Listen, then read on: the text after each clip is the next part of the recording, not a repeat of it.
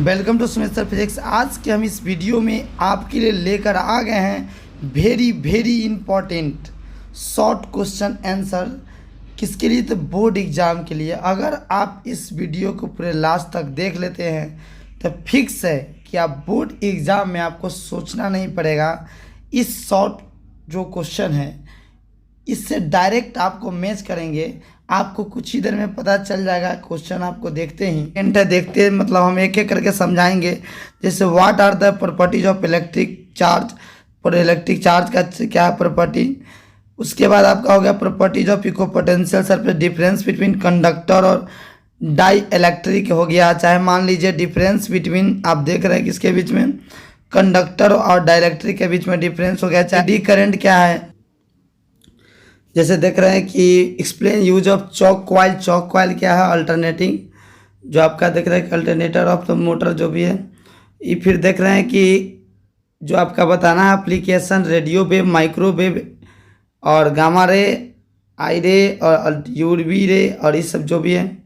उसके बाद बताना है डिस्प्लेसमेंट करंट क्या है, उसका कॉज बताना है।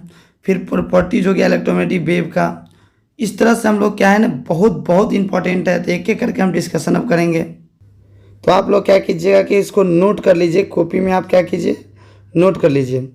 अब हम लोग एक एक क्वेश्चन को देखते हैं, और जो नहीं भी पढ़े हैं अगर इस चैप्टर को, तब पर भी आप अलग कॉपी में नोट कर लें और इसको एग्ज़ाम से एक दिन पहले ज़रूर पढ़ के जाएँ। जो आप पहला क्वेश्चन है कि स्टेट 5 प्रॉपर्टीज, हम लास्ट से देख रहे हैं, पार्ट 1 जो एनसीईआरटी की पार्ट 1 है उसके लास्ट चैप्टर से हम लोग देख रहे हैं, चैप्टर 8 से जा रहे हैं कि इलेक्ट्रोमैग्नेटिक वेव। से देखिए state 5 properties of electromagnetic wave, 5 को प्रॉपर्टी इलेक्ट्रोमैग्नेटिक वेव का बताना है।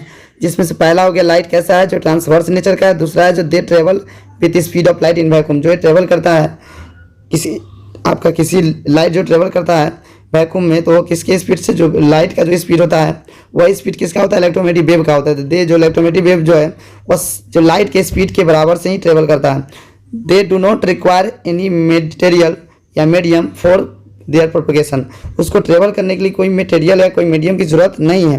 They consist mutually transverse varying electric field और मैग्नेटिक फील्ड।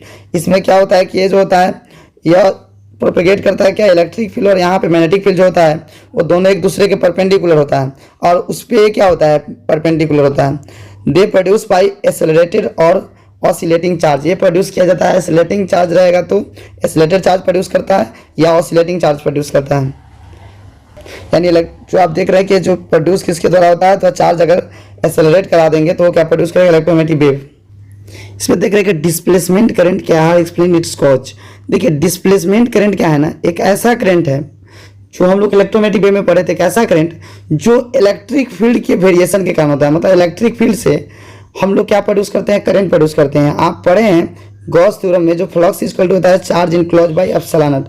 इसी को अगर डिफ्रेंशिएट कर दिया जाए d5/dt, इधर क्या आ जाएगा dq/dt, यहाँ क्या है 1/एप्सिलॉन नॉट। इसी को इधर ला दिया, dq/dt को हम क्या बोल दिए, करंट बोल दिए, और एप्सिलॉन नॉट जो आपका है उसको एप्सिलॉन को इधर ला दिए, तो id डिस्प्लेसमेंट करंट हो गया एप्सिलॉन नॉट d5/dt। कह रहा है कि आपका जो current displacement current is that current which produce in a region where electric field, जहाँ पे इलेक्ट्रिक फील्ड होता है उसके उस रीजन में जो आपका जो है जो करंट प्रोड्यूस होता है, चाहे भी बोल सकते हैं the current which is produce due to variation of electric field, जो इलेक्ट्रिक फील्ड के वेरिएशन के कारण जो करंट प्रोड्यूस होता है उस करंट को हम बोलते हैं displacement current. Hence the electric flux is changing with time, the displacement current is given by.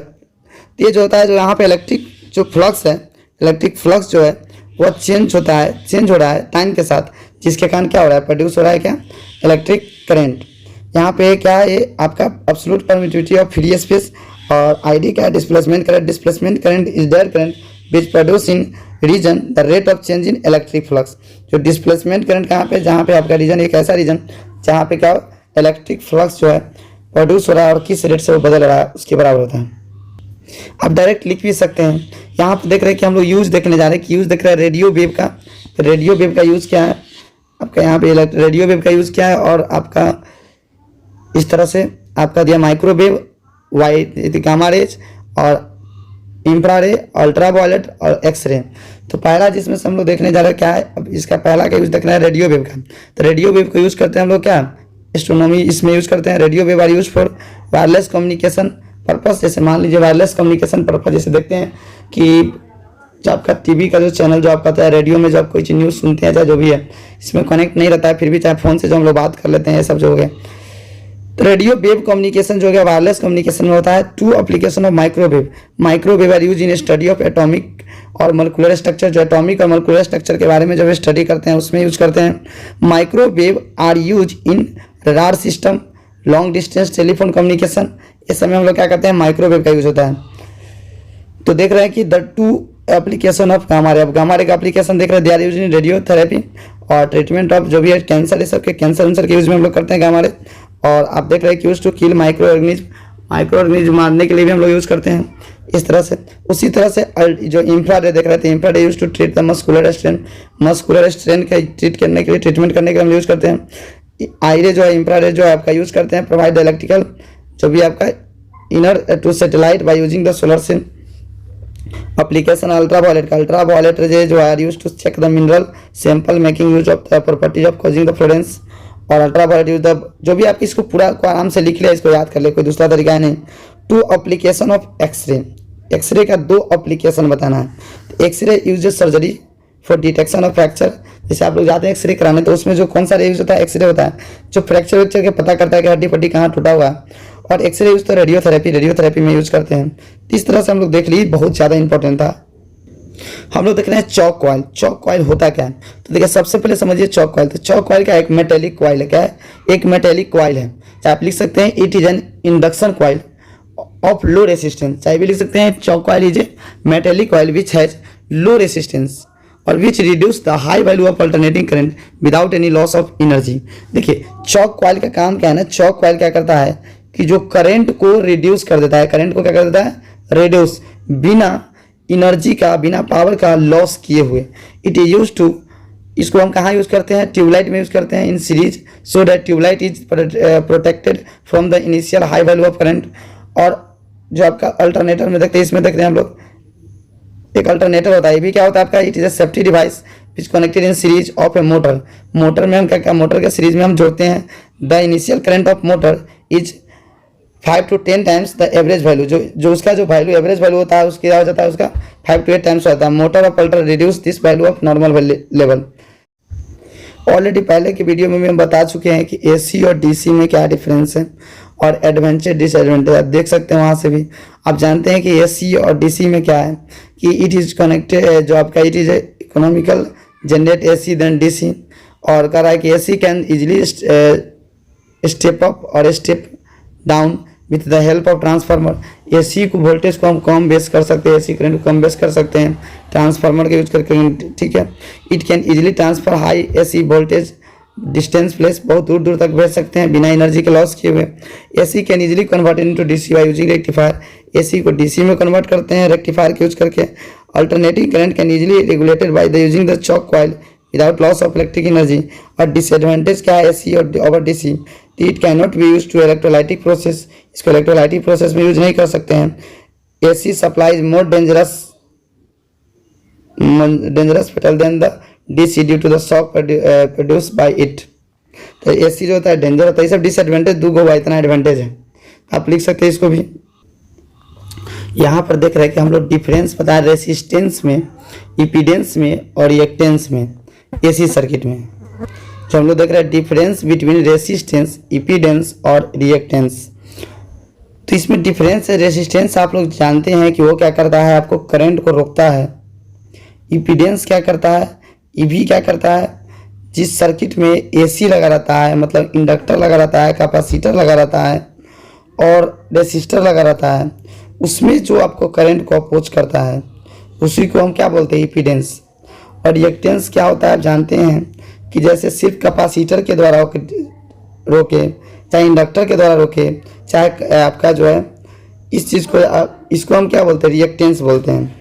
ये सब जो आपका लिख लीजिएगा, ये फ्रीक्वेंसी पे डिपेंड करता है, ये फ्रीक्वेंसी पे डिपेंड करता है। यहाँ पे इस तरह से इस सब का यूनिट क्या होता है वो हम आप लिख लीजिएगा, इसको याद कर लीजिएगा। ईडी करंट आपको हम बता चुके हैं, ईडी करंट क्या होता है, इसका यूज है आप लिख लीजिएगा अच्छे से। कि यहाँ पे देख रहे ईडी करंट जो एक ऐसा करंट होता है जो कंडक्टर के सरफेस पे इंड्यूस हो जाता है। जब मैग्नेटिक फ्लक्स अगर जो लिंक होता है कंडक्टर से यदि चेंज करता है तो उसके कारण करंट जनरेट होता है, उसी करंट को हम बोलते हैं ईडी करंट। इसका दो यूज है, इलेक्ट्रोमैग्नेटिक डैम्पिंग में यूज करते हैं, चाहे इलेक्ट्रोमैग्नेटिक जो इंडक्शन ऑफ मोटर में यूज करते हैं। फिर आप देख रहे हैं कि एमीटर और voltmeter differ from galvanometer. Ammeter के पास क्या होता है कि लो रेसिस्टेंस होता है, लो रेसिस्टेंस गैल्वेनोमीटर मीन लो आपके यहाँ पर जो लिखा हुआ है मेन नहीं लिखा हुआ, मीन लिखा है क्योंकि थोड़ा सा जो आपका है इसको आप करेक्ट कर लीजिएगा।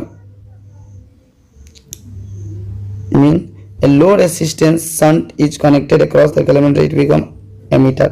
हम लोग क्या करते हैं लो रेसिस्टेंस को लगा देते हैं तो क्या हो जाता है वो एमीटर बनाते हैं। वोल्ट मीटर में हाई रेसिस्टेंस को यूज करके हम लोग क्या करते हैं, गैल्वेनोमीटर में अगर हाई रेसिस्टेंस लगा देंगे सीरीज में तो वोल्ट मीटर बन जाता है। आप लोग पढ़े हैं कि वोल्ट कन्वर्जन ऑफ गैल्वेनोमीटर से हम लोग बनाए थे, क्या एमीटर बनाए थे, गैल्वेनोमीटर से हम लोग वोल्ट मीटर बनाए थे। तो उसका हम लोग जो यूज़ करते थे कैसे बनाते थे उसको हम ऑलरेडी बताए हैं। तो ये बोल रहा है कि एमीटर जो होता है जब हम लोग बनाते हैं तो क्या करते हैं, लो रेसिस्टेंस को क्या करते हैं, लो रेसिस्टेंस को हम लोग क्या कर देते हैं, कनेक्ट कर देते हैं हम किस में, पैरेलल में कर देते हैं, किसके साथ, गैल्वेनोमीटर के साथ। और वही इसमें क्या करते हैं, हाई रेसिस्टेंस को कनेक्ट कर देते हैं गैल्वेनोमीटर के साथ सीरीज में। उसी तरह से आपका कंडक्टर और डाइलेक्ट्रिक में आपका डिफरेंस है, इसको भी आप लोग देख लें कि इसका आराम से लिख सकते हैं, बहुत ईजी लैंग्वेज है, आप लिख सकते हैं कि दोनों में क्या अंतर है। तो कंडक्टर में जो लार्ज फ्री इलेक्ट्रॉन होता है, आप जानते हैं कि कंडक्टर क्या होता है जिसमें लार्ज फ्री इलेक्ट्रॉन होता है, लेकिन डाइलेक्ट्रिक में कोई फ्री इलेक्ट्रॉन नहीं होता है। भले ये भी कंडक्ट कर सकता है, इलेक्ट्रिक वाला इफेक्ट दिखाता है, लेकिन जो आपका उसमें फ्री इलेक्ट्रॉन नहीं रहता है। तो इस तरह से आप समझ सकते हैं। इसमें और भी बहुत सारा पॉइंट लिखवाए हैं, इसको आप देख लें और इसको लिख लें।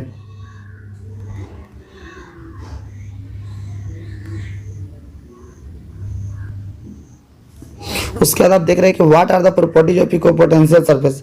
इक्विपोटेंशियल सरफेस का प्रॉपर्टी क्या है, आप जानते हैं इक्विपोटेंशियल सरफेस क्या होता है, एक ऐसा सरफेस जहाँ पे क्या होता है, एक ऐसा सरफेस जहाँ पे इलेक्ट्रिक पोटेंशियल क्या होता है, सेम। जैसे मान लीजिए यहाँ से इलेक्ट्रिक यहाँ चार्ज हो गई, ये सरफेस ये सरफेस ये सरफेस, मतलब एक ऐसा पॉइंट का लोकेशन जहाँ पे क्या जहाँ पे इलेक्ट्रिक पोटेंशियल क्या हो, सेम। अब उस पर कोई चार्ज को मूव भी कराइएगा तो पोटेंशियल डिफरेंस क्या होगा, जीरो, तो वर्क भी क्या होगा, जीरो। तो इस तरह से आप पूरा लिख लीजिएगा। दो इलेक्ट्रिक इक्विपोटेंशियल सरफेस एक दूसरे में इंटरसेक्ट नहीं करता है, सब लिख लीजिएगा। हम नहीं चाहते कि वीडियो लंबा बने, इसलिए हम थोड़ा स्पीड में पढ़ा रहे हैं, आप पूरा लिख लीजिए। प्रॉपर्टी जो देख रहे हैं हम लोग, प्रॉपर्टी जो इलेक्ट्रिक चार्ज है, इलेक्ट्रिक चार्ज का प्रॉपर्टी क्या होता है जो देख रहे हैं, ये क्या है प्रॉपर्टी है, इसको भी आप लिख लें। यहाँ से देख रहे हैं कि इलेक्ट्रिक डाइपोल क्या है, उसका ऐसा यूनिट क्या है, ये भी लिख लें। What are the significance of electric line of force, ये भी लिख लें। उसके बाद what is the law of conservation of charge. Law of conservation of charge का लॉ जो है आपको देख लीजिए, उसके लॉ ऑफ मतलब वही कंजर्वेशन ऑफ चार्ज जो है, प्रॉपर्टी जो चार्ज का वो क्या होता है वो देख ले। क्योंकि देखिए बार बार रिपीट किया है इसका प्रॉपर्टी, क्वांटाइजेशन और कंजर्वेशन दोनों में से वो कोई पूछता है। इस साल जो है आपका फिक्स है कि कंजर्वेशन ऑफ चार्ज पूछेगा। शंट क्या होता है, ये भी एक शंट एक लो रेसिस्टेंस है जो हम लोग क्या करते हैं पैरेलल में जोड़ते हैं। तो देख लीजिएगा, उसका यूज देख लीजिएगा, ये दोनों देख लीजिएगा। अगर आप लोग नहीं लिख पा रहे तो स्क्रीनशॉट मार के भी ज़रूर रख लें ताकि आपको एग्ज़ाम टाइम हेल्प मिले। हम एक वीडियो ज़रूर अपलोड करेंगे एग्ज़ाम से कुछ दिन पहले जो बहुत इंपॉर्टेंट रहेगा, फाइनली वो केस रहेगा। तो इसलिए अभी तक मेरे चैनल को आप सब्सक्राइब नहीं किए तो सब्सक्राइब कर लें, शेयर करें, कमेंट जरूर करें, अपना नाम ज़रूर मेंशन करके जाएं, थोड़ा हमें भी लगे कि आप देख के गए। चलिए धन्यवाद।